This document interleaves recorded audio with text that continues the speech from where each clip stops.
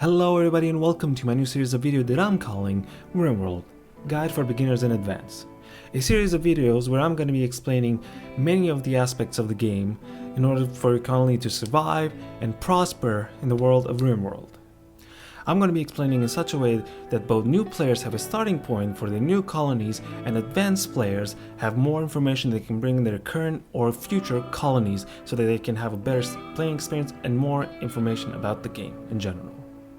And for my first video, I'm going to be tackling farming, one of the most important and must need to know topics of the game if you are going to survive. So, let's begin.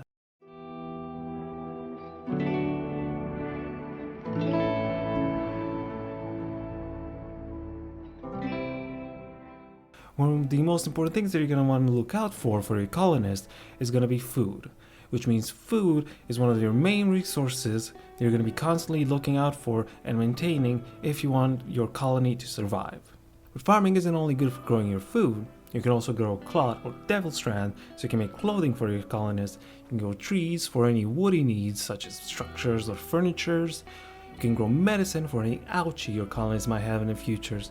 You can also grow hops. It can be turned into beer, so your colonists have a little bit more enjoyment at parties, or you can grow flowers just to make your little village or base look a little bit prettier. Now to teach you how to actually make a growing area where you can start farming.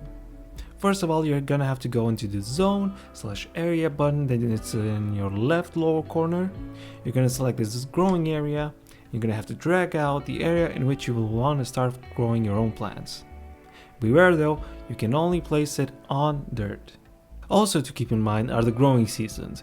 Usually you will be notified about them when you're starting the new map, and it's that little timestamp in which it tells you when the temperature is suitable enough that you can actually grow plants outside.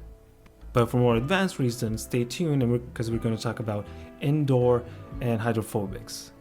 But for us to start talking about indoor growing and hydrophobic basins use, we'll have to talk about the conditions in which plants grow in RimWorld. If you're going to click any plant in RimWorld, you'll notice in its information box that there is a growth rate. Now that growth rate is being affected by the conditions that are surrounding it, such as temperature, light, and the soil that it's on. Now let's talk a little bit about these conditions for plants. For a plant to start growing, it needs at least 50% light for it to start growing. And for every 1% extra, it's gonna get a 2% increase in growth rate, which means that at 100% light, it grows at 100% pace. Also, the soil affects it. If it's on a normal soil, the max growth rate is gonna be 100. And on a rich soil, it's at about 120%. So that means rich soil helps your plants grow faster. Temperature. Temperature does not affect the growth rate directly, it's just that a plant cannot grow if it's too cold or if it's too hot.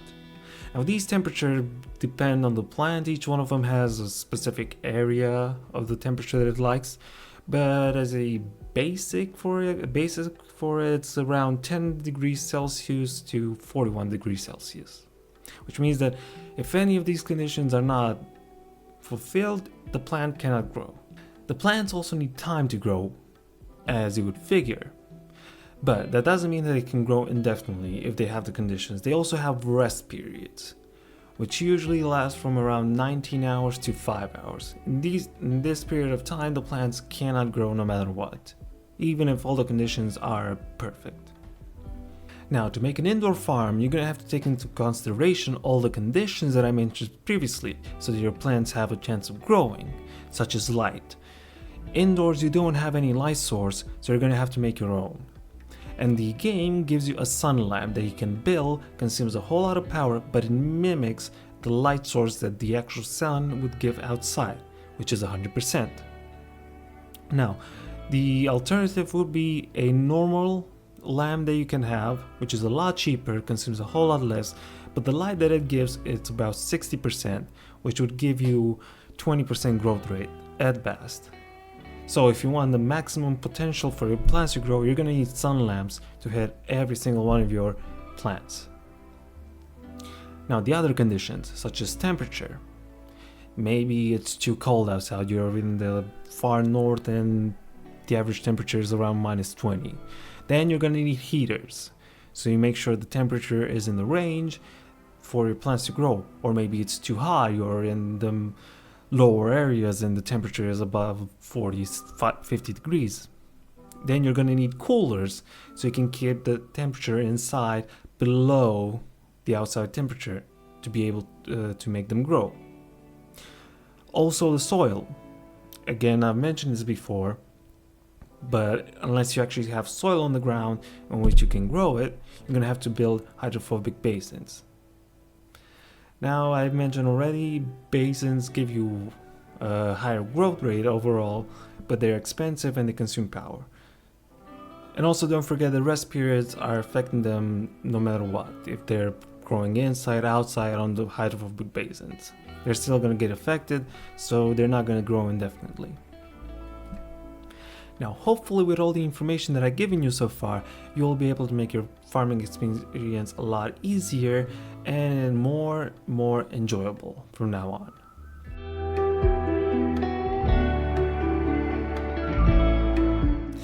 And now I would like to talk about certain aspects of the farming in the game that I think that could be changed or added so it'd be more enjoyable and more logical in certain areas. But you guys can be the judge of that. This is just my opinion. Maybe some of you will think the same way. First of all, it's seeds. Now, seeds are only mentioned in the wild plants. I haven't mentioned them, but there's the cultivated ones and wild plants. Wild plants you can grow, they grow on their own in the wild, independent of you. Now, they multiply in the air by spreading seeds. Spreading the seeds, you know? But when you're starting to plant out, it seems that you have an indefinite amount of seed resources. You start out, you have seeds for your corn, for your potatoes, you have seeds for your raspberries, you have seeds for your medicine, whatever, and in an indefinite amount. If you want your whole map to be made out of plants, you can do that, which makes me think it's a little bit unnatural. So what I would like to see is a sort of a seed system implemented. So let's say you have 100 of each seed every time, and when you harvest you can get more seeds. Or maybe make it even more challenging, each time you start you get a certain seed type. Maybe you get like 5 for medicine, you get 20 for corn, and only 5 for raspberries, and that's all you have. Also clod and whatnot. And maybe there could be wild plants like that in the wild that you can harvest for their seeds and also yields. Because it makes it a little bit more challenging, and not just like farming is this indefinite, no matter what happened, your whole farm can be destroyed 5 times, you're still going to be able to rebuild it. That's one part. Another one, all plants grow the same.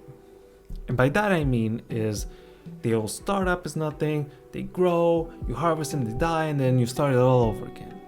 Well, even in the certain plants that they've introduced, that aspect is sort of a little bit different in certain species of the types, which would be fun if they implemented. For example, strawberries. Maybe this is going to help you understand what I'm talking about. Strawberries, they can go like how it's shown here. They will grow in the period, they will bloom and then make strawberries, and then that's it for the year. But there are some of them who grow and then they start making more and more strawberries if the conditions are met.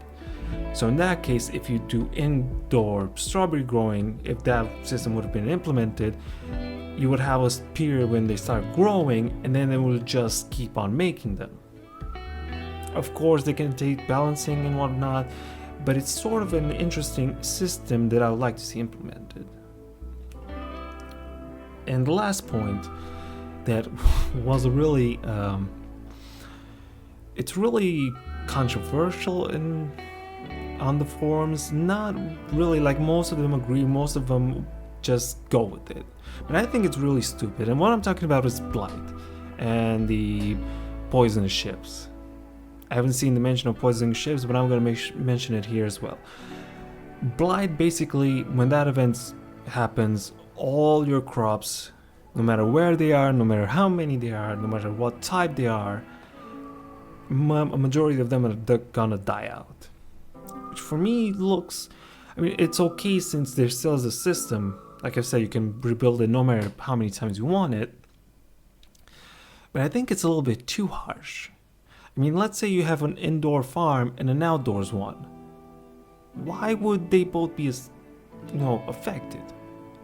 You can sort of come with the commentary arguments that they're connected by soil and somehow that's transmitted, but then at the same time you don't have the same species, which wouldn't really make sense. And then you have the hydrophobic basins, which are not even connected to the soil, but they can still get wiped out. Now for me that doesn't really make sense, and I like it for it to be a little bit more detailed. Let's say this species of plants got infected and now it's starting to spread out. So let's say you destroy that one and then the rest are gonna be safe. Or maybe there's this area where the blight is starting and it's spreading out to all your plants unless you destroy the ones that have been infected. That would make it like all the other events you can interact with. You can interact with raids, you can stop them from killing you, and you can just basically end up with stuff. Invasions, toxic fallout. You can prevent those somehow. But blight is just there, and it destroys, and you've got nothing that you can do about it. You can't hide them, you can't keep them safe, there's no actually system to prevent them from getting infected. So that's why I'm saying it needs a little bit of a tweaking, a little bit of a changing in how it affects, or, keep it like this. But I'm just thinking it's a little bit stupid the way it interacts right now.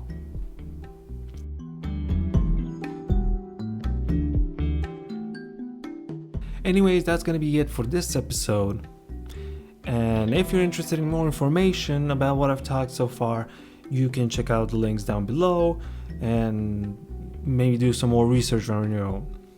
And if I've failed to mention anything or I've mentioned something wrong, you can tell me in the comment sections down below. And I'm gonna be trying to correct every single one of them as best as I can. Also, thumbs up, thumbs down if you think I did good or not. It's gonna help me know for the next time I'm gonna make the video. Also, as the last mention, I'm streaming currently. In this time and period that I'm recording this, I'm streaming RimWorld mostly. So if any of you are interested, I'm also gonna add that link down below, and feel free to follow and join whenever I'm gonna go live again. Okay, thanks for being here, and I'm hoping to see you guys next time. Goodbye.